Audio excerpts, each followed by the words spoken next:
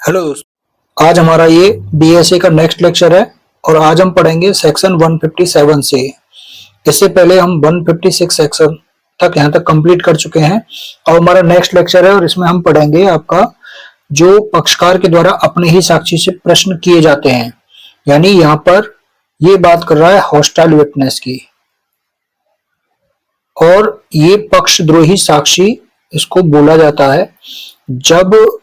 जो पक्षकार होता है जिसने विटनेस को बुलाया है कोर्ट में, ठीक है, और वो विटनेस उस पक्षकार के विरुद्ध जाकर के वहां पर स्टेटमेंट देता है, यानी अपनी गवाही, अपनी बयान या अपना एविडेंस वहां पर देता है, तो उसको बोला जाता है पक्षद्रोही साक्षी। ठीक है, तो इसके बारे में यहां से आज हम पढ़ेंगे। तो पहले तो चूंकि ये मेंस का क्वेश्चन है यहां से, तो मेंस का क्वेश्चन है पूछा जाता है पूरा, तो यहाँ पर आपको केस लॉ और प्लस इसकी डेफिनेशन यहाँ पर बीएसए में दी हुई नहीं है। ठीक है, तो अगर हम इसकी डेफिनेशन की बात करें हॉस्टाइल विटनेस की,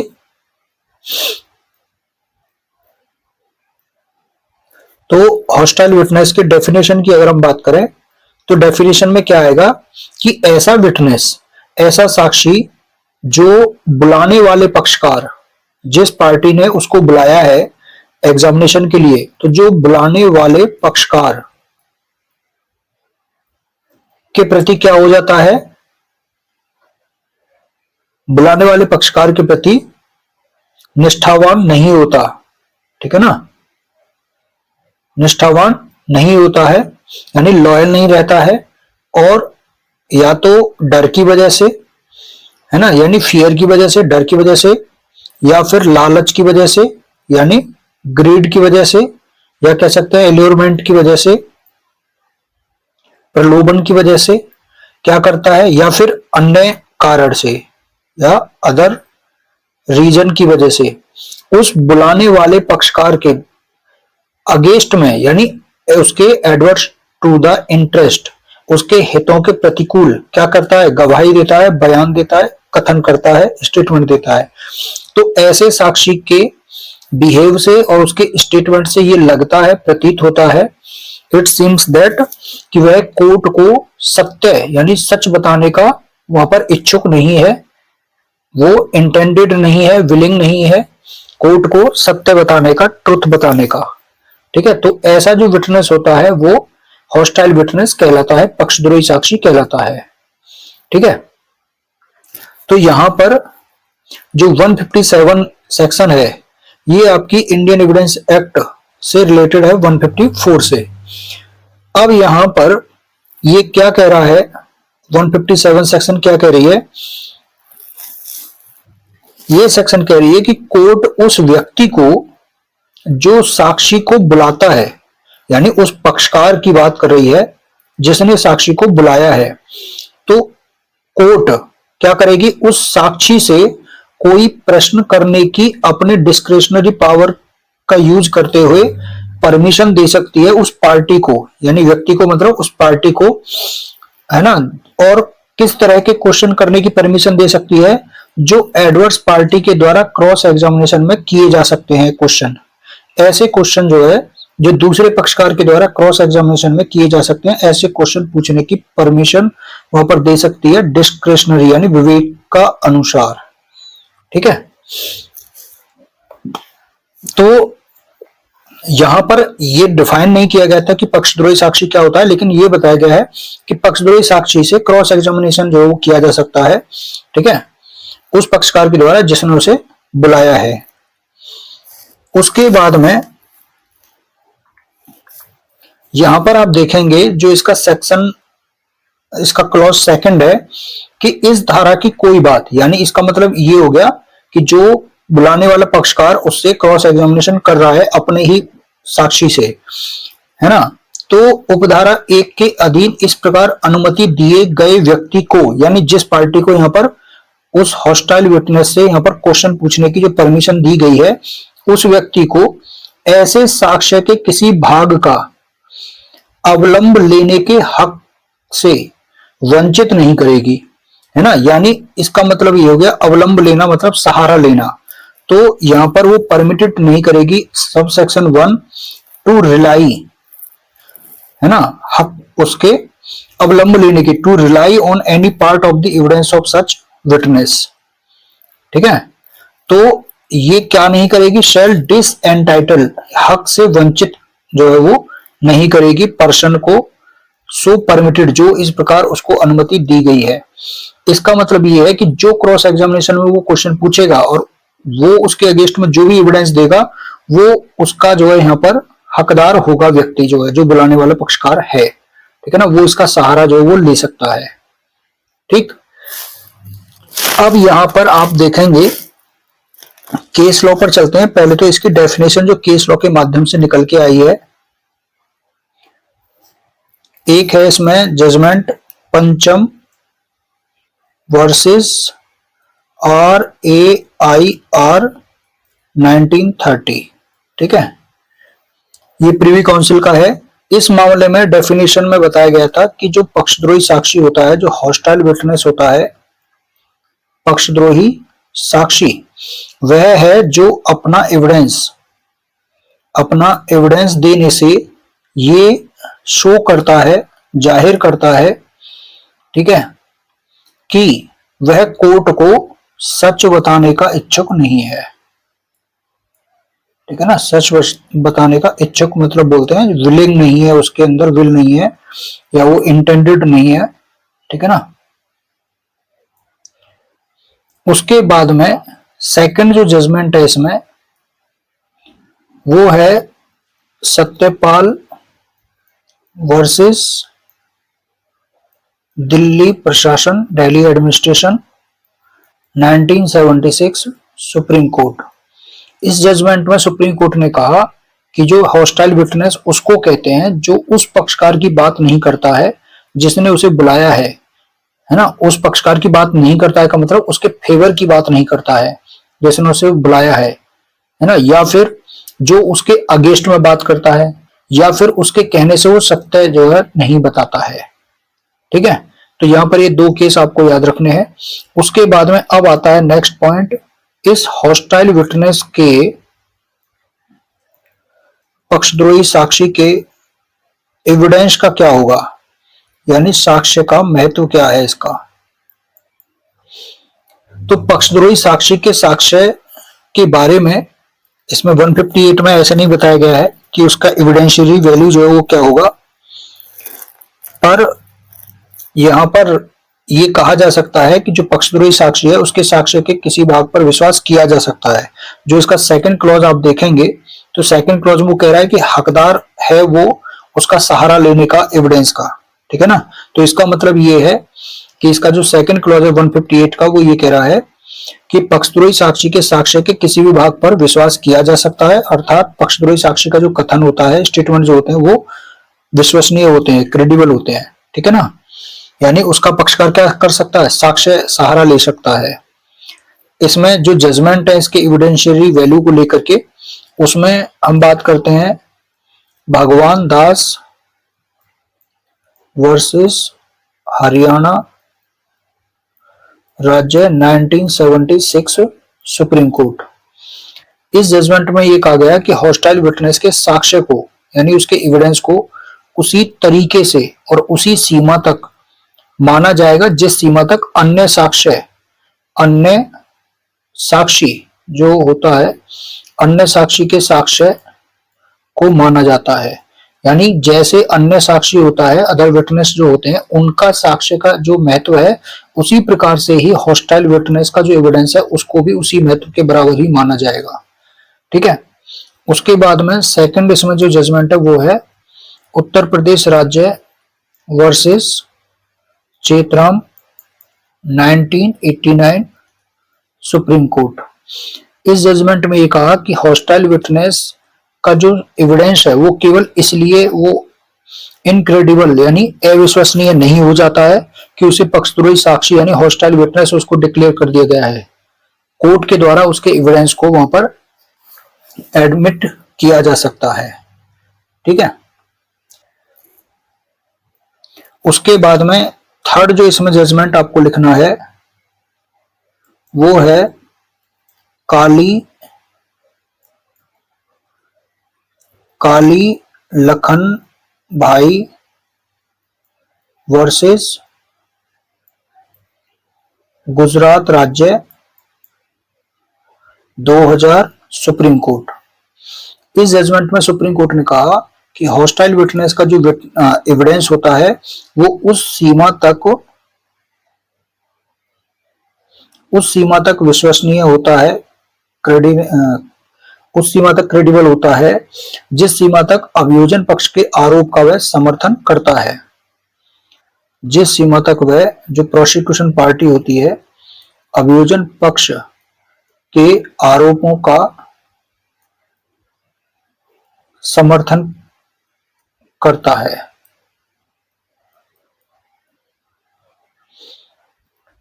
इस प्रकार का जो एविडेंस होता है वो इनइफेक्टिव नहीं हो सकता और वॉइड नहीं उसको माना जा सकता है। तो इस तरीके से हम देखते हैं कि जो पक्षद्रोही साक्ष्य के साक्ष्य का एविडेंशियल वैल्यू हम देखें तो हम ये कह सकते हैं कि वो अन्य साक्ष्य की तरह ही होता है, जैसे अन्य साक्ष्य का साक्ष्य होता है उसी तरीके से विश्वसनीय होता है।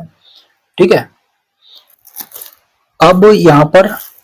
हम चलते हैं, ये सेक्शन आपका यहाँ पर कंप्लीट हो जाता है। उसके एविडेंशियली वैल्यू की बात यहां पर की गई है। ठीक है ना। अब जो 158 सेक्शन है यहां पर वो हम देखेंगे। 158 सेक्शन आपका बात करता है जो 155 सेक्शन इंडियन एविडेंस एक्ट है, ठीक है ना, 1872 वाला। यहां क्या है कि कोई साक्षी होता है जो विटनेस होता है वो जब कोई अपने बयान देता है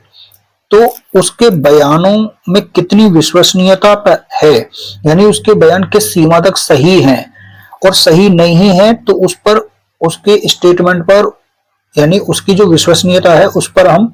अधिक्षेप कर सकते हैं, आरोप लगा सकते हैं, उसको चैलेंज कर सकते हैं। ठीक है, तो किन किन तरीके से आप चैलेंज कर सकते हो, मतलब उसकी बात को झूठा साबित कर सकते हो आप,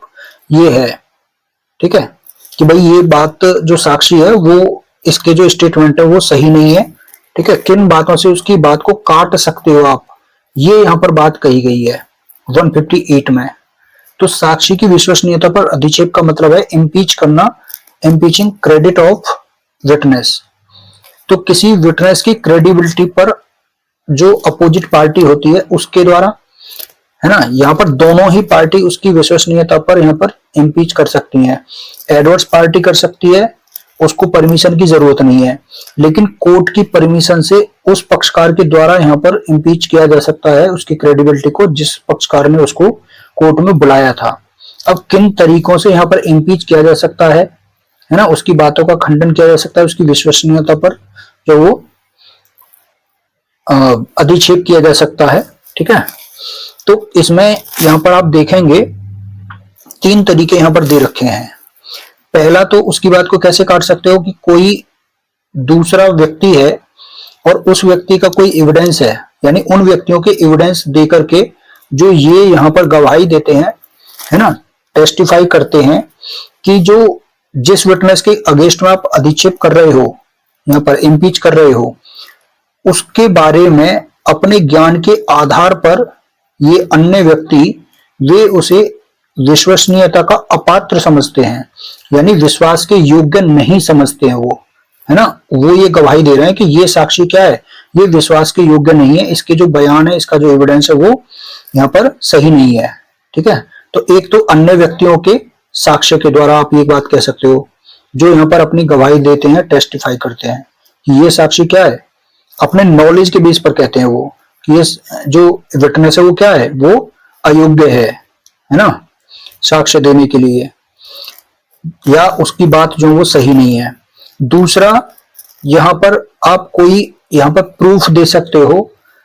इस बात का कि जो साक्षी, जिस साक्षी की क्रेडिबिलिटी पर आप इम्पीच कर रहे हो, उसने क्या किया है, उसने रिश्वत ली है, उसने घूस ली है, उसने ब्राइब ली है।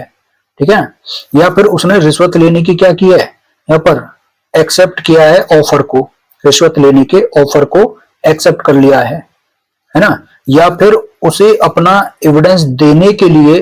कोई अन्य प्रकार की करप्ट इंड्यूसमेंट जो है वहां पर मिली है। ठीक है ना, भ्रष्ट उत्प्रेरणा उसको मिली है कि कोई पैसे वैसे या कोई लोभ लालच वगैरह उस तरह का वहां पर मिला है एविडेंस देने के लिए, झूठा एविडेंस देने के लिए। ठीक है, थर्ड, इसमें तो पहला कपट मतलब उसकी रिश्वत को, है ना, इसको साबित कर सकते हो, एक अन्य व्यक्तियों के एविडेंस के द्वारा कर सकते हो, और थर्ड है उसके ही जो बयान है उनको आप पेश करके एविडेंस प्रूफ के रूप में, यानी उसके साक्ष्य के किसी ऐसे भाग से इररिलेवेंट यानी इनकंसिस्टेंट जो है उसके पिछले जो बयान है उनको आप सबूत में प्रूफ के द्वारा, जिससे उसका क्या किया जा सकता है, कंट्राडिक्टेड जो है उनको किया जा सकता है, खंडन किया जा सकता है, उसकी बात का रिब्यूट किया जा सकता है। ठीक है, तो उसी के बयानों को, पिछले बयानों से उसकी बातों का खंडन करके आप जो है उसकी क्रेडिबिलिटी पर इम्पीच कर सकते हैं। तो ये 3 तरीके यहां पर दे रखे हैं। ठीक है, ऐसे ही यहां पर जो एक्सप्लेनेशन है वो भी यहां पर ये कह रहा है कि कोई विटनेस जो किसी अन्य विटनेस को विश्वसनीयता के लिए अपात्र घोषित करता है, ठीक है, यानी आपने जो विटनेस बुलाया है और वो उस विटनेस की क्रेडिबिलिटी को क्या करता है, अपात्र यानी अनवर्दी उसको जो है वो डिक्लेयर करते हैं। अब कोई साक्षी, है ना, उससे की गई मुख्य परीक्षा में उसके विश्वास के कारणों को वो चाहे ना बताए, लेकिन क्रॉस एग्जामिनेशन में उससे उनके कारणों को पूछा जा सकता है। ठीक है, यानी आप किस कारण से ये कह रहे हो कि ये साक्षी जो है वो क्रेडिबल जो है नहीं है, विश्वास के योग्य नहीं है, ये किस कारण से कह रहे हो, तो उनके कारणों को यहाँ पर पूछा जा सकता है, और फिर वो क्रॉस एग्जामिनेशन में जो उत्तर देंगे उन उत्तरों का जिन्हें वह देता है उनका खंडन नहीं किया जा सकता। तथापि अगर वो गलत हैं, झूठे हैं, ठीक है, यानी फॉल्स हैं, तो बाद में उनको जो है फॉल्स एविडेंस देने के आरोप जो है उस पर लगाए जा सकते हैं, चार्जेस लगाए जा सकते हैं। ठीक है, तो यहां पर ये बात कही गई है। इसको सेकंड जो इलस्ट्रेशन है आप उससे यहां पर जो है आसानी से समझ सकते हैं। जैसे ए बी की हत्या का यहां पर एक्यूज्ड है, ठीक है, A is accused of the murder of B, तो अभियुक्त कौन है, ए। सी यहां पर ये कह रहा है कि जो बी मर गया है उस बी ने मरते समय ये घोषित किया था कि ए ने, जो एक्यूज्ड है, ए ने बी को यह घाव दिया है, ठीक है ना, यानी wound of which he died, तो ए ने उसको वाउंड दिया है, घाव दिया है जिससे वह मर गया है। तो सी ने ये कहा है कि बी ने मरते टाइम उसको ये कहा था कि ए ने उसको ये जख्म दिए हैं। अब ये दर्शाने के लिए साक्ष्य यहाँ पर दे दिया जाता है, एविडेंस दे दिया जाता है कि उसने पहले, उसकी पहले पूर्व कथनों को, उसका असंगत जो इनकंसिस्टेंट है उसके पूर्व कथन, यानी पहले अवसर पर उसने सी ने कहा था कि बी ने मृत्यु के समय यह घोषित नहीं किया कि ए ने बी को यह घाव दिया था। तो ये इसके क्या हो गए, इनकंसिस्टेंट हो गए इसके स्टेटमेंट, बयान जो है सी के। ठीक है, तो ये साक्ष्य जो है यहाँ पर ग्राह्य है। तो आप उसके पहले जो बयान है उनको यहाँ पर उसकी बात का खंडन करने के लिए आप यहाँ पर दे सकते हो ऐसे एविडेंस को, और ऐसा एविडेंस जो वो एडमिसिबल होगा। ठीक है, तो ये जो इलस्ट्रेशन है वो आपका इससे रिलेटेड है। यहाँ पर उसके साक्ष्य के किसी ऐसे भाग से असंगत पिछले कथनों के सबूत द्वारा जिसका खंडन किया जा सकता है, तो इससे रिलेटेड है ये इलस्ट्रेशन सेकंड वाला। ठीक है, तो यहां पर ये मेंस के पॉइंट ऑफ व्यू से भी थोड़ा इंपॉर्टेंट है, और प्री के पॉइंट ऑफ व्यू से सिर्फ मार्जिनल लाइन आपकी, या फिर मेंस के मतलब प्री के पॉइंट ऑफ व्यू से भी इसकी जो अंदर के फैक्ट है वो भी इंपॉर्टेंट है। ठीक है, अब जो यहां से नेक्स्ट आपका जो सेक्शन है वो है सेक्शन 159। सेक्शन 159 जो कि 156 इंडियन एविडेंस एक्ट से रिलेटेड है। यहां पर क्या है, यहां पर ये बात कर रहा है कोरोबोरेट एविडेंस की, यानी रिलीवेंट फैक्ट के एविडेंस की कोरोबोरेशन करने की जो टेंडेंसी रखते हैं क्वेश्चन, वो क्या होंगे, वो एडमिसिबल होंगे। यानी कोई रिलीवेंट फैक्ट है और उस रिलीवेंट फैक्ट का एविडेंस आप दे रहे हो, और उस एविडेंस का क्या किया जा रहा है, कोरोबोरेट करने के लिए क्वेश्चन पूछे जा रहे हैं। तो ऐसे क्वेश्चन जो है वो जो उसके एविडेंस को क्या करते हैं, संपुष्ट करते हैं, कंफर्म कर देते हैं वहां पर, तो ऐसे क्वेश्चन क्या होंगे, एडमिसिबल माने जाते हैं। ठीक है, तो यहां पर सेक्शन जो है वो कह रही है कि जब कोई विटनेस है जिसकी विटनेस की जो यहाँ पर कोरोबोरेशन है वो करना जो है वो किया जा रहा है, ठीक है ना, कोई विटनेस जिसका कोरोबोरेशन किया जा रहा है और उस विटनेस के रिलीवेंट फैक्ट का वहां पर एविडेंस देता है कोई साक्षी, ठीक है, जिसका कोरोबोरेशन करना है, वो क्या कर रहा है विटनेस यहाँ पर रिलीवेंट फैक्ट का एविडेंस दे रहा है। तो अब क्या किया जाएगा, अब उससे अन्य किन्हीं भी परिसंपत्तियों के बारे में, परिसंपत्तियां नहीं है यहां पर, ठीक है, ये परिस्थितियां हैं, सर्कमस्टेंसेस, परिस्थितियों, ठीक है, सर्कमस्टेंसेस। तो उससे अन्य किन्हीं भी सर्कमस्टेंसेस के बारे में क्वेश्चन किया जा सकता है जिससे उसने उस समय या उस स्थान पर किया था या उसके निकट जो है वो यहां पर अवलोकित किया, ऑब्जर्व किया, ठीक है, यहां पर ऑब्जर्व किया जिस पर ऐसा रिलीवेंट फैक्ट जो वो घटित हुआ था। तो उससे जब उसने रिलीवेंट फैक्ट का यहां पर एविडेंस दिया है तो उससे अब अन्य परिस्थितियों के बारे में भी उससे क्वेश्चन किया जा सकता है जिसको उसने उस समय या उस स्थान पर या उसके निकट, तीन इसको पॉइंट को आपको याद रखना है, ठीक है। तो उन फैक्ट को वहां पर उसने अवलोकित किया, ऑब्जर्व किया था जिस पर ऐसा रिलीवेंट फैक्ट जो वो घटित हुआ। ये देखो कहां इसके जो शब्द है ना वो बड़े जो है ऐसे लग रहे हैं आपको टिपिकल, लेकिन इसको आप एग्जाम्पल के तौर पर अगर आप देखेंगे, कोई इलस्ट्रेशन लेकर के आप देखेंगे तो वहां से आपको ये बहुत आसानी से समझ में आ जाएगा, ठीक है। यानी जब किसी का मर्डर वगैरह जब होता है ना, कोई लूट वगैरह होती है, चोरी वगैरह होती है, तो उससे जब घटना जब घटती है, चोरी अगर किसी के मकान में चोरी हो गई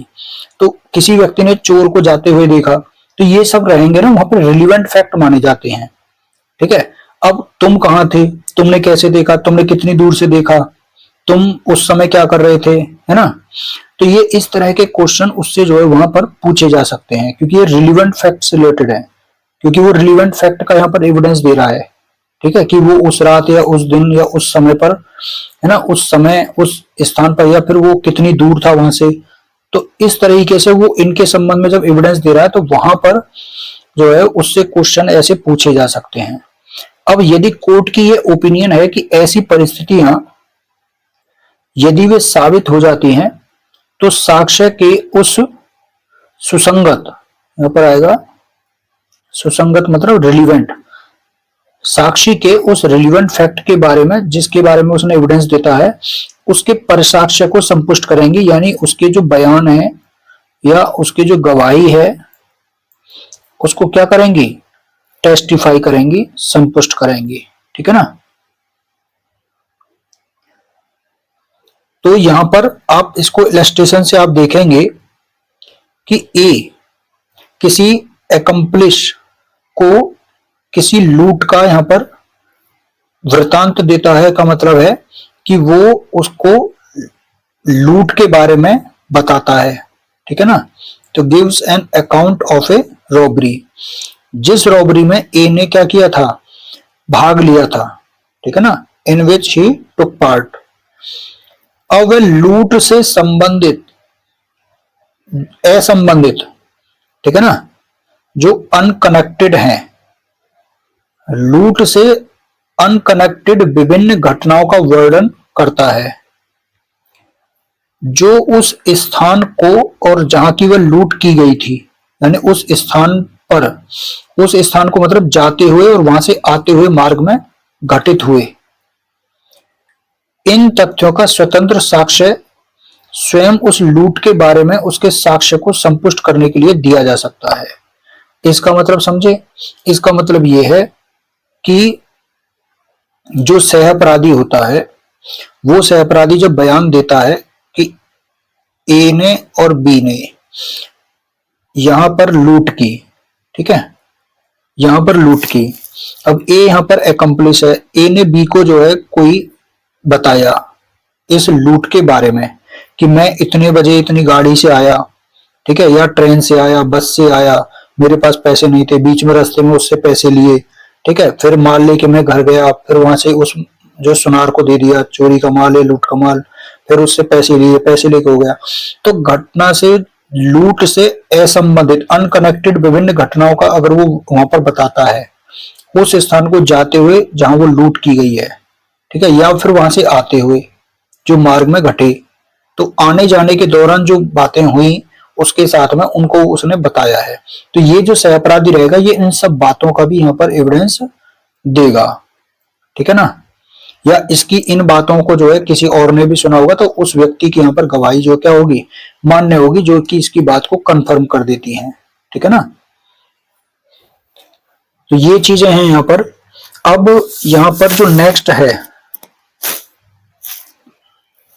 ये है सेक्शन 160। सेक्शन 160 क्या कहती है? सेक्शन 160 आपका 157 से कोरिलेट करता है।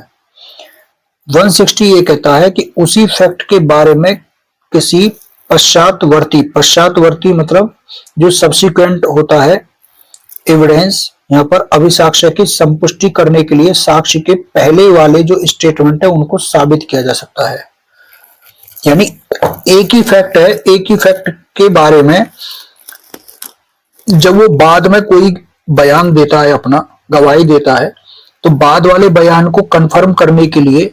उसके पहले वाले जो बयान है उनको यहां पर साबित किया जा सकता है, ठीक है। तो यहां पर क्या किया जा रहा है? संपुष्टि। संपुष्टि मतलब कोरोबोरेशन। तो कोरोबोरेशन से संबंधित सेक्शन कौन सी है? 160। तो किसी भी विटनेस के अगर जो बयान है, स्टेटमेंट है, एविडेंस है, उसका कोरोबोरेशन जो किस सेक्शन में किया जाएगा? 160 में। तो किसी विटनेस के जो परसाक्ष्य होता है जो गवाही जो होती है फिजिकली वहां पर प्रेजेंट होकर के, तो किसी विटनेस के परसाक्ष्य यानी टेस्टिमनी की जो कोरोबोरेशन है, संपुष्टि करने के लिए ऐसे विटनेस के द्वारा उस एक ही फैक्ट से संबंधित, है ना, अब एक ही फैक्ट से संबंधित उस समय पर यानी समय के बारे में, या जो वहां पर उस घटना के लगभग जब वह फैक्ट जो है यहां पर घटित हुआ था तो उसी टाइम पर जो किए गए थे उसके बयान जो है, उसकी जो है स्टेटमेंट, या उस फैक्ट का इन्वेस्टिगेशन करने के लिए विधि द्वारा जो कॉम्पिटेंट किसी अथॉरिटी के समक्ष उसने कोई पहले जो है स्टेटमेंट दिए थे, तो उनको क्या किया जा सकता है? साबित किया जा सकता है उसकी कोरोबोरेशन करने के लिए। तो कहने का मतलब यहाँ है कि जो रिलीवेंट फैक्ट वो देता है, उस रिलीवेंट फैक्ट की कंफर्मेशन करने के लिए उसके पहले वाले जो स्टेटमेंट होते हैं उनको यहाँ पर साबित किया जा सकता है। इजी वे में ये है, ठीक है। तो इसमें इतनी ही बात यहाँ पर की गई है। तो ये प्री के पॉइंट ऑफ व्यू से बस आपको इतना याद रखना है, कोरोबोरेशन के लिए, स्टेटमेंट के जो कोरोबोरेशन है उसके लिए सेक्शन 160 आएगी, जो पहले 157 थी, ठीक है। उसके बाद में नेक्स्ट है सेक्शन 161। अब यहां पर सेक्शन 158 यहां पर जो है वो कोरिलेट करती है इससे। ये कह रहा है कि जब हम डाइंग डिक्लेरेशन से रिलेटेड जब एविडेंस देते हैं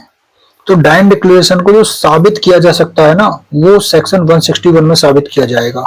यानी साबित कथन के बारे में जो स्टेटमेंट उसने सेक्शन 26 या 27 के अधीन रिलीवेंट हैं, ऐसे स्टेटमेंट में से कौन सी बातें वहां पर साबित की जा सकती हैं, इसके बारे में सेक्शन 161 बताती है। यानी जब कोई स्टेटमेंट जो सेक्शन 26 या 27 के अधीन रिलीवेंट है, यानी जब कोई आदमी मर गया है, मिल नहीं सकता है, या जो है एविडेंस देने में इनकेपेबल होता है, ठीक है ना, और उसके बयान वहां पर क्या है, एविडेंस जो है वो साबित कर दिए जाते हैं, ठीक है ना। तो जब कोई स्टेटमेंट वहां पर साबित कर दिया जाता है, अब तब चाहे उसके यहाँ पर कंट्राडिक्ट करने के लिए यानी रिब्यूट करने के लिए, खंडन करने के लिए, या उसके कोरोबोरेशन के लिए ठीक है ना, या फिर जिसके द्वारा वह स्टेटमेंट दिया गया था उस व्यक्ति की क्रेडिबिलिटी को यहाँ पर क्या कर रहे हैं आप, इम्पीच करने के लिए या कंफर्म करने के लिए आप वे सारी बातें यहाँ पर साबित कर सकते हैं जो व्यक्ति अगर वो विटनेस के रूप में बुलाया गया होता और उसने क्रॉस एग्जामिनेशन में जिस तरह की बातें बताई उनकी सत्यता से इनकार किया होता तो फिर वहां पर उनको साबित किया जा सकता था। तो अब उनको यहाँ पर क्या किया जा सकता है, बातों को साबित किया जा सकता है, क्योंकि अब व्यक्ति तो है नहीं तो उसकी बातों को यहाँ पर साबित किया जा सकता है। ठीक है, तो यहाँ पर यही चीजें हैं कि जो डायन डिक्लेरेशन है उसको यहाँ पर साबित कर दिया जाता है। ठीक है ना, अगर वो व्यक्ति मरता नहीं है तब भी और जब मरता है तब भी। ठीक है ना, जब वो रिलीवेंट कब है, वो धारा 26 या 27 के अधीन रिलीवेंट है, यानी व्यक्ति क्या हो गया, मर गया। ठीक है ना, मरने के बाद में अब उसकी बातों को जो है साबित करना है, तो वो सेक्शन 161 में आपको साबित करना है। अब उसके बाद में नेक्स्ट जो यहां से क्लॉज है, स्मृति ताजा करना यानी रिफ्रेशिंग मेमोरी। इससे रिलेटेड जो सेक्शन है आपकी वो 162, 163, 164, ये तीनों सेक्शन आपकी रिफ्रेशिंग मेमोरी से रिलेटेड है। ठीक है, तो यहां पर 162 सेक्शन क्या कहती है, 162 सेक्शन यहां पर ये कहती है कि कोई विटनेस, स्मृति ताजा करना क्या होता है कि जब कोई व्यक्ति कोर्ट में आकर के वहां पर अपने बयान देता है, स्टेटमेंट देता है, चाहे वो डॉक्टर्स है ना, या फिर कोई व्यक्ति है, अन्य व्यक्ति, वो विटनेस के रूप में वहां पर कोर्ट में हाजिर हुआ है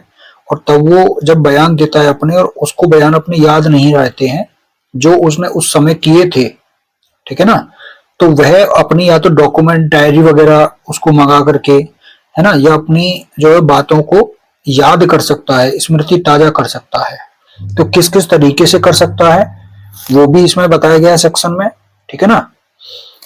तो ये सेक्शन कहती है कि कोई विटनेस जब वह एग्जामिनेशन के अधीन है, अंडर द एग्जामिनेशन है, अब उस एग्जामिनेशन के दौरान जब उसका क्रॉस एग्जामिनेशन चल रहा है या मेन एग्जामिनेशन है या री एग्जामिनेशन है, तो वह ऐसे आर्टिकल को, यहाँ पर आर्टिकल मतलब उसकी जो राइटिंग है, उस राइटिंग को देख करके, ठीक है ना, अब कौन सी राइटिंग, जो उसने खुद ही उसने उस ट्रांजैक्शन के समय पर जब वो व्यवहार यानी घटना जो जब वो हुई थी जिसके संबंध में उससे प्रश्न किया जा रहा है, तो उस संव्यवहार के समय या उस संव्यवहार के इतने शीघ्र बाद ही की है कि न्यायालय उसकी बात को संभावित समझता है। ठीक है ना, कोर्ट क्या करता है, कंसीडर करता हो कि वह जो ट्रांजैक्शन है उस समय उसकी मेमोरी में ताजा था, तो वह अपनी राइटिंग को, अपनी मेमोरी को ताजा कर सकता है, रिफ्रेश कर सकता है। ठीक है ना, फ्रेश कर सकता है। तो इसका मतलब क्या हो गया कि कोई विटनेस है वो अपनी राइटिंग को, जो उसने लिखी है बातें, और वो कब लिखी है, जब वो घटना घटी, उस घटना के, या तो जब वो घटना घटी उस समय जब लिखी थी या घटना के तुरंत बाद ही उसने उनको लिखा था। ठीक है ना, तो अब जो लिखा था उस राइटिंग को देख करके वो अपनी मेमोरी को क्या कर सकता है, ताजा कर सकता है। ठीक है ना, लेकिन यहां पर क्या है, विटनेस ऐसे लेख, ऐसी राइटिंग को भी देख सकता है जो किसी अन्य व्यक्ति के द्वारा तैयार किया गया है और उस विटनेस के द्वारा जो घटना के तुरंत समय के भीतर उसको पढ़ा गया है। ठीक है ना, यदि वह उस राइटिंग को उस समय जबकि उसने पढ़ा था सही होना जानता हो। ठीक है, तो किसी अन्य व्यक्ति के द्वारा जो है, जैसे होता क्या है कि जैसे कंपनी में मैनेजर होता है और वहां पे एजेंट हो गया, मालिक और नौकर का हो गया, तो कोई भी ऐसे ऑफिस के जो काम होते हैं उस दौरान जो ट्रांजैक्शन होते हैं, पत्रों का आदान प्रदान होता है और वो पत्र उनके अगर सामने से गुजर रहे होते हैं, ठीक है, उन्होंने उसे देखा होता है, तो वो अपनी मेमोरी को उन्हें देख करके इस तरीके से वहां पर अपनी मेमोरी को रिफ्रेश कर सकते हैं। ठीक है, नेक्स्ट है, जब कभी कोई विटनेस अपनी मेमोरी किसी डॉक्यूमेंट को देखने से ताजी कर सकता है, तब वह कोर्ट की परमिशन से ऐसे डॉक्यूमेंट की कॉपी को देख सकता है। तो ये है कि उसकी अगर डॉक्यूमेंट वहां पर नहीं है तो उस डॉक्यूमेंट की कॉपी जो है वो ले सकता है, कॉपी को देख करके भी वो अपनी मेमोरी को ताजा कर सकता है, फ्रेश कर सकता है। लेकिन जो डॉक्यूमेंट की कॉपी है ये तब उसको देख करके वो तभी ताजा कर सकता है अपनी मेमोरी को जब कोर्ट का ये समाधान हो जाए कि उस जो ओरिजिनल कॉपी है उसको पेश कोर्ट में पेश करने के लिए वहां पर क्या है, सफिशिएंट रीजन है। ठीक है ना। तो सेकेंडरी एविडेंस पेश करने के लिए अगर सफिशिएंट रीजन है तभी वो वहां पर डॉक्यूमेंट की कॉपी को देख सकता है। और यहाँ पर एक और प्रोवाइजो लगा हुआ है कि परंतु ये भी तब जब यह और कि जो एक्सपर्ट होते हैं, एक्सपर्ट अपनी मेमोरी को जो उनकी प्रोफेशनल बुक्स होती हैं उनको देख करके वहां पर अपनी मेमोरी को फ्रेश कर सकते हैं। ठीक है ना, ताजी कर सकते हैं। तो ये यहां पर आपका कौन किस तरीके से अपनी मेमोरी को रिफ्रेश कर सकता है उसके बारे में 162 में दिया हुआ है और ये उसका एक्सटेंशन है 163 कि जो डॉक्यूमेंट में बातें कही गई हैं उनके बारे में यहां पर जो है वो टेस्टिमनी यानी उनकी गवाही जो है वो दी जा सकती है। यानी कोई विटनेस किसी ऐसे डॉक्यूमेंट में जो चीजें लिखी हैं, फैक्ट वगैरह जो दिए गए हैं, जो सेक्शन 162 में दिए गए हैं, अब चाहे उसे स्वयं उन फैक्ट के बारे में स्पेसिफिक तौर से उसे याद ना हो, ठीक है ना, जो डॉक्यूमेंट में फैक्ट दिए गए हैं उन फैक्ट के बारे में चाहे उसे उन फैक्ट के बारे में स्पेसिफिक रूप से पता ना हो, याद ना आ रहा हो, तब भी वह क्या कर सकता है, उस डॉक्यूमेंट में जो वर्णित फैक्ट हैं उनके बारे में यहां पर गवाही दे सकता है यदि वो इस बात से क्या है, निश्चिंत है, श्योर है कि वे जो फैक्ट हैं वो उस डॉक्यूमेंट में सही रूप में लिखे गए थे। ठीक है ना। तो कहने का मतलब यह है कि 163 सेक्शन है वो सिर्फ इतना कह रही है डॉक्यूमेंट में जो मेंशन फैक्ट हैं बस इसके बारे में जो यहाँ पर वो अपनी मेमोरी को ताजा कर रहा है वो यहाँ पर गवाही दे सकता है उसके बारे में। ठीक है, 163 में। तो इसको आप 163 को इतने से याद रख सकते हैं, डॉक्यूमेंट में मेंशन फैक्ट के बारे में वो अपनी मेमोरी को जो है वो ताजा कर सकता है। ठीक है, उसके बारे में वो गवाही भी दे सकता है। यहाँ पर इसका इलस्ट्रेशन यहाँ पर दे रखा है, यहाँ पर ये इतना इंपॉर्टेंट नहीं है। ठीक है, अब उसके बारे में नेक्स्ट, इसके बाद में नेक्स्ट है सेक्शन 164 जो कि आपके 161 इंडियन एविडेंस एक्ट से रिलेटेड है कि मेमोरी ताजी करने के लिए जो आपने अपनी जो लेख है, जो राइटिंग है, जो प्रयोग की गई है उसके बारे में एडवर्स पार्टी का क्या राइट है। तो यहाँ पर यह बताया गया है कि जो इससे पहले 162 और 163 यानी 162, 163 सेक्शन में जिस राइटिंग को पेश किया जाएगा और एडवर्स पार्टी को उसको दिखाया जाएगा, जिसको डॉक्यूमेंट को देख करके वो क्या कर रहा है, अपनी मेमोरी को रिफ्रेश कर रहा है, उस डॉक्यूमेंट को किसको दिखाया जाएगा, एडवर्स पार्टी को दिखाया जाएगा। कब, जब वो इस बात की क्या करता है, अपेक्षा करता है, रिक्वायरमेंट करता है। ठीक है ना। और जो एडवर्स पार्टी है वो और क्या कर सकती है, यदि वो चाहती है तो उस विटनेस से जो अपनी मेमोरी को रिफ्रेश कर रहा है उस विटनेस से उस डॉक्यूमेंट के बारे में क्या कर सकता है, उसकी क्रॉस एग्जामिनेशन कर सकता है। ठीक है, तो ये 164 सेक्शन यहां पर कहती है। उसके बाद में नेक्स्ट है सेक्शन 165।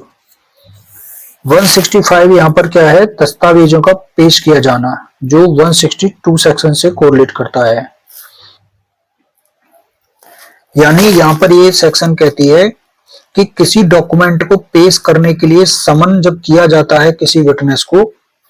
और वह डॉक्यूमेंट उसके कब्जे में या उसके अधिकार यानी उसके राइट में है, ठीक है, और वह साक्षी ऐसे किसी भी ऑब्जेक्शन के होने पर भी जो उसे पेश करने या उसकी एडमिसिबिलिटी के बारे में है उस कोर्ट में लाएगा साक्षी, ठीक है ना। तो यहां पर ये हो गया कि जिस व्यक्ति के कब्जे में या जिस व्यक्ति के अधिकार में कोई डॉक्यूमेंट है, वो डॉक्यूमेंट पेश करने के लिए अगर उसको समन किया गया है व्यक्ति को, तो वह उस डॉक्यूमेंट को किसी भी ऑब्जेक्शन के होने पर भी उसे कोर्ट में लाएगा, ठीक है ना, उसे पेश करने के लिए या उसकी एडमिसिबिलिटी के लिए कोर्ट में उसको लाएगा डॉक्यूमेंट को। परंतु ऐसे किसी ऑब्जेक्शन की विधि मान्यता यानी वैलिडिटी कोर्ट के द्वारा डिसाइड की जाएगी, ठीक है ना, कि ऑब्जेक्शन वो सही है उसे पेश ना करने का समन होने के बाद में भी, है ना, या नहीं, वैलिड नहीं है या वैलिड है, ये डिसाइड किया जाएगा कोर्ट के द्वारा कि ऑब्जेक्शन सही किया जा रहा है या नहीं किया जा रहा है। सेकंड ये कह रहा है कि कोर्ट यदि सही समझती है तो उस डॉक्यूमेंट का क्या कर सकती है, इंस्पेक्शन कर सकती है, जांच कर सकती है, और ये देखेगी कोर्ट कि यदि वो डॉक्यूमेंट राज्य की बातों से संबंधित नहीं है, ठीक है ना, अगर वो डॉक्यूमेंट जो है वो स्टेट की बातों से रिलेटेड नहीं है, या फिर वह खुद को उसकी एडमिसिबिलिटी जो है वो यहाँ पर डिटरमाइन करने में समर्थ बनाने के लिए अन्य साक्ष्य भी वहां पर ले सकती है। यानी जिस डॉक्यूमेंट को पेश करने के लिए समन किया गया है उस डॉक्यूमेंट को किस तरीके से एडमिसिबल किया जा सकता है, इसके लिए वो अन्य साक्ष्य का भी सहारा यहाँ पर ले सकती है कोर्ट। अब यहाँ पर थर्ड पॉइंट ये कह रहा है, यदि ऐसे पर्पज के लिए किसी डॉक्यूमेंट का ट्रांसलेशन अगर करवाना जरूरी हो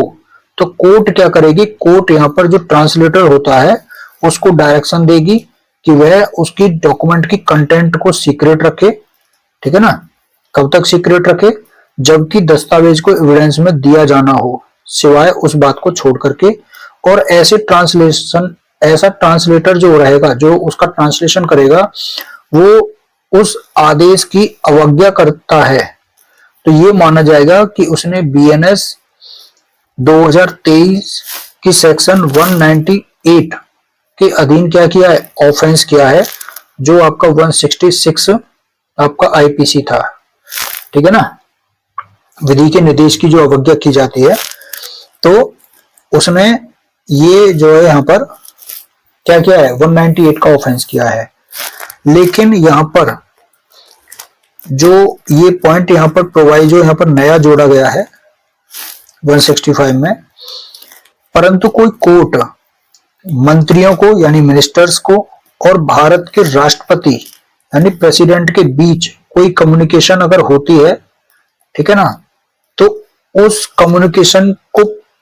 जो डॉक्यूमेंट के द्वारा जो है अगर कम्युनिकेशन होती है तो उस डॉक्यूमेंट को अपने सामने पेश करने की वहां पर अपेक्षा नहीं करेगा, रिक्वायरमेंट नहीं करेगा,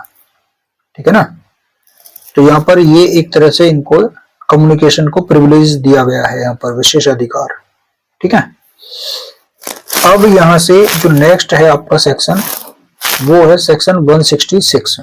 जो कि आपका इंडियन एविडेंस एक्ट का 163 है, ठीक है। यहां पर ये क्या कहता है कि जो डॉक्यूमेंट मंगाए जाते हैं कोर्ट में या सूचना पर पेश किए गए डॉक्यूमेंट है उनका एविडेंस के रूप में दिया जाना। यानी जब कोई पार्टी किसी डॉक्यूमेंट को जिसे पेश करने का उसने दूसरे पार्टी को सूचना दी है, और उस जब कोई पक्षकार किसी डॉक्यूमेंट को, अब कौन सा डॉक्यूमेंट, जिस डॉक्यूमेंट को पेश करने के लिए उसने दूसरे पार्टी को क्या दी थी, नोटिस दी थी, और उस डॉक्यूमेंट को वो मंगाता है और ऐसा डॉक्यूमेंट पेश किया जाता है, और उस पार्टी के द्वारा जिसने उसको पेश करने की मांग की थी वो पार्टी क्या करेगी, उस डॉक्यूमेंट को इंस्पेक्शन करेगी, जांचेगी, परखेगी, ठीक है ना। तब यदि उसे पेश करने वाला पार्टी उससे ऐसा करने की अपेक्षा करता है, रिक्वायरमेंट करता है, तो वह उसे एविडेंस के रूप में देने के लिए फिर वहां पर क्या होगा, बाउंड होगा, ठीक है ना। तो कोई डॉक्यूमेंट जब नोटिस दे दी जाती है तो उस नोटिस से रिलेटेड डॉक्यूमेंट को जो है वो फिर पहले दूसरी वाली पार्टी जो है उसको दिखाएगा, दिखाने के बाद में ही वो जो को पेश करेगा। दूसरी वाली पार्टी ये कहती है कि इसको जो एविडेंस के रूप में वहां पर जो पेश किया जाएगा तो वो एविडेंस के रूप में पेश भी कर सकता है, ठीक है ना, बल्कि करेगा। और जब ये नोटिस जो दी जाती है ना वो अब सेक्शन यहां पर सेक्शन 64 इससे आप कोरिलेट करके यहां पर पढ़ सकते हैं, जब पेश करने की सूचना के बारे में नियम दिए हुए हैं, ठीक है। अब उसके बाद में यहां पर हम देखेंगे जो नेक्स्ट सेक्शन है सेक्शन 164, जो कि 164 से मतलब जो रिलेटेड है सेक्शन 167, यानी सूचना पाने पर जिस डॉक्यूमेंट के पेश करने से इनकार कर दिया गया है उसको एविडेंस के रूप में उपयोग में लाना। ये भी सेक्शन 166 जो अभी हम पढ़ रहे थे, ठीक है ना, उसी का ही मतलब दूसरा रूप है कि वहां पर जो बात की गई थी वो की गई थी कि सूचना देने पर जो डॉक्यूमेंट जब पेश किया जाता है तो उसको दूसरा पार्टी क्या कर सकता है, उसका इंस्पेक्शन कर सकता है। यहां पर कह रहा है कि कोई पार्टी किसी ऐसे डॉक्यूमेंट को पेश करने से इनकार कर देता है जब, यानी जब कोई पार्टी किसी डॉक्यूमेंट को पेश करने से इनकार कर देता है जिसे पेश करने के लिए उसे नोटिस मिल चुकी होती है, तब वह बाद में उस डॉक्यूमेंट को दूसरे पार्टी की जो कंसेंट है उसके या फिर कोर्ट के ऑर्डर के बिना, यानी तभी कोर्ट के ऑर्डर के बिना एविडेंस के रूप में यूज नहीं कर सकता। यानी जब नोटिस मिली थी उसको तब तो उसने पेश किया नहीं, अब बाद में अगर उसको पेश करना चाह रहा है तो वो बाद में उस डॉक्यूमेंट को पेश नहीं कर सकता। उसकी डॉक्यूमेंट को बाद में पेश करने की दो ही कंडीशन है, या तो जो अपोजिट पार्टी है उसकी उसको जो है परमिशन लेनी होगी, उसकी कंसेंट लेनी पड़ेगी, या फिर कोर्ट जब ऑर्डर दे देगा उसको पेश करने का तब जो है उसको एविडेंस के रूप में यूज किया जा सकता है, ठीक है। तो ये यहाँ पर आपका सेक्शन 167 था, तो बहुत आसान है ये तो। उसके बाद में नेक्स्ट है आपका सेक्शन 168, सेक्शन 168 जो कि 165 से रिलेटेड है, और ये कोर्ट की इनहेरेंट पावर है एविडेंस में, ठीक है ना, अंतर्निहित शक्ति। तो एविडेंस की इनहेरेंट पावर 168 में है। यहां पर ये कहा गया है कि कोर्ट क्या कर सकता है, कोर्ट कोई भी क्वेश्चन कर सकता है या कोई भी डॉक्यूमेंट पेश करने का ऑर्डर दे सकता है, ठीक है ना, जज। तो जजेस पावर टू पुट क्वेश्चंस और ऑर्डर प्रोडक्शन। तो न्यायाधीश यानी जज जो है वो रिलीवेंट फैक्ट का पता लगाने के लिए, पहली कंडीशन तो ये हो गई, और दूसरा है कि उनका जो प्रूफ है वो ऑब्टेन करने के लिए, प्राप्त करने के लिए। तो या तो रिलीवेंट फैक्ट का पता लगाने के लिए या उनका प्रूफ जो है वो प्राप्त करने के लिए किसी भी रूप में, किसी भी टाइम, किसी भी विटनेस से, किसी भी पक्षकार से, पार्टी से, किसी भी फैक्ट के बारे में कोई भी क्वेश्चन जो भी वो आवश्यक समझता है वो पूछ सकता है। ऐसे ही वह किसी भी डॉक्यूमेंट या किसी भी चीज को पेश करने का ऑर्डर दे सकता है। तब ना तो पार्टी, ठीक है ना तो पार्टी ना ही उनके रिप्रेजेंटेटिव इस बात के हकदार होंगे कि वह किसी भी क्वेश्चन या किसी भी ऑर्डर के प्रति कोई ऑब्जेक्शन करें। यानी कोई भी पार्टी या उनका रिप्रेजेंटेटिव वो उनको जो है कोई भी क्वेश्चन या ऑर्डर के प्रति जो है कोई भी ऑब्जेक्शन करने की परमिशन नहीं दी जाएगी, ना ही वो किसी भी प्रश्न के जवाब में जो भी वो उत्तर देते हैं उस आंसर पर, जवाब पर किसी भी विटनेस की कोर्ट की परमिशन के बिना वहां पर क्रॉस एग्जामिनेशन भी नहीं की जा सकती, ठीक है ना। परंतु यहां पर ये प्रोवाइजो लगा है, परंतु जो जजमेंट है वो उन फैक्ट पर आधारित होना चाहिए जो इस एक्ट के द्वारा रिलीवेंट डिक्लेयर किए गए हैं फैक्ट, और जो यहाँ पर डुली प्रूव्ड किए गए हैं, सम्यक रूप से साबित कर दिए गए हैं, उचित रूप से साबित कर दिए गए हैं, ठीक है ना। अब यहाँ पर थोड़ा सा, यहाँ पर जो सेक्शन है तो वो यहाँ पर रेस्ट्रिक्शन लगाती है जज के लिए भी कि जो विशेषाधिकार होते हैं, प्रिविलेजेस जो होते हैं, विशेषाधिकार, कम्युनिकेशन, संसूचनाएं जो होती हैं उनके बारे में, यानी परंतु यह और कि ना तो यह धारा, यानी इसका मतलब हो गया कि जज को किसी विटनेस को किसी ऐसे प्रश्न का उत्तर देने के लिए या फिर किसी डॉक्यूमेंट को पेश करने के लिए, विवश करने के लिए ऑथराइज्ड करती है। यानी कोर्ट को, जज को ये पावर नहीं है कि वो किसी विटनेस को ऐसे प्रश्न, अब ये बताएगा आगे कौन से प्रश्न, ऐसे प्रश्न का उत्तर देने के लिए जज को या ऐसे डॉक्यूमेंट को पेश करने के लिए जज को जिस प्रश्न का उत्तर देना या जिस डॉक्यूमेंट को पेश करने से अपोजिट पार्टी यानी प्रतिपक्षी के द्वारा वह प्रश्न पूछा गया होता या वह डॉक्यूमेंट मंगाया गया होता, तो वो ऐसा विटनेस सेक्शन 127 से 136, जो एविडेंस में 121 से लेकर के 131 तक था प्रोविजन विशेषाधिकार संसूचना से संबंधित, तो ऐसा साक्षी 127 से 136 जिसमें दोनों धाराएं शामिल हैं उनके अधीन उत्तर देने से या डॉक्यूमेंट पेश करने से इनकार करने का हकदार होता। तो इसका मतलब क्या हो गया कि जिस डॉक्यूमेंट को पेश करने या किसी प्रश्न का उत्तर देने से वो अगर विशेषाधिकार यहाँ पर मिला हुआ था, तो कोर्ट उसको जो है ऐसे क्वेश्चन का उत्तर देने के लिए और ऐसे डॉक्यूमेंट को पेश करने के लिए यहाँ पर ऑथराइज नहीं होगी। और ना ही जज, एक तो यहाँ पर ये हो गया, दूसरा यहाँ पर रेस्ट्रिक्शन क्या है कि ना ही जज ऐसा क्वेश्चन पूछ सकता है जिस क्वेश्चन को पूछना किसी अन्य व्यक्ति के लिए सेक्शन 151 या सेक्शन 152 के अधीन अनुचित होता, इम्प्रॉपर होता, ठीक है। और ना ही वह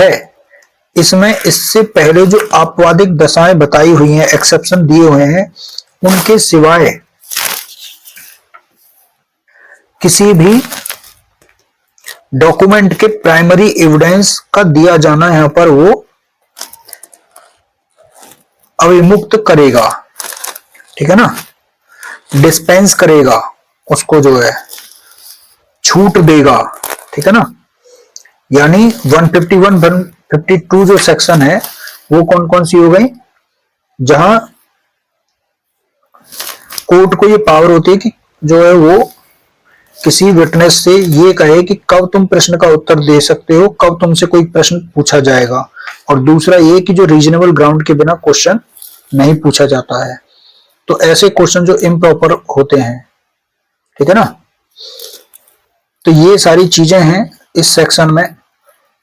यहाँ पर प्रिविलेज और रेस्ट्रिक्शन इस प्रोवाइजो में लगाए गए हैं। 3 रेस्ट्रिक्शन है। पहला तो यहाँ पर यह है कि जो विशेषाधिकार संसूचना से संबंधित है, ठीक है ना, और दूसरा ये है जहां रीजनेबल ग्राउंड के बिना क्वेश्चन नहीं पूछे जाते हैं तो वहां पे कोर्ट को ये पावर नहीं होती है, ऑथराइज नहीं होता कोर्ट जो है, ठीक है ना। अब उसके बाद में आप देखेंगे सेक्शन 168 के बाद में सेक्शन 169। सेक्शन 169 ये चैप्टर आपका लास्ट है, सेकंड लास्ट है बल्कि, और इसमें एक ही सेक्शन है, सेक्शन 169, और ये 169 आपकी 167 से रिलेटेड है, इंडियन एविडेंस एक्ट से। तो इसमें जो 166 सेक्शन थी एविडेंस में,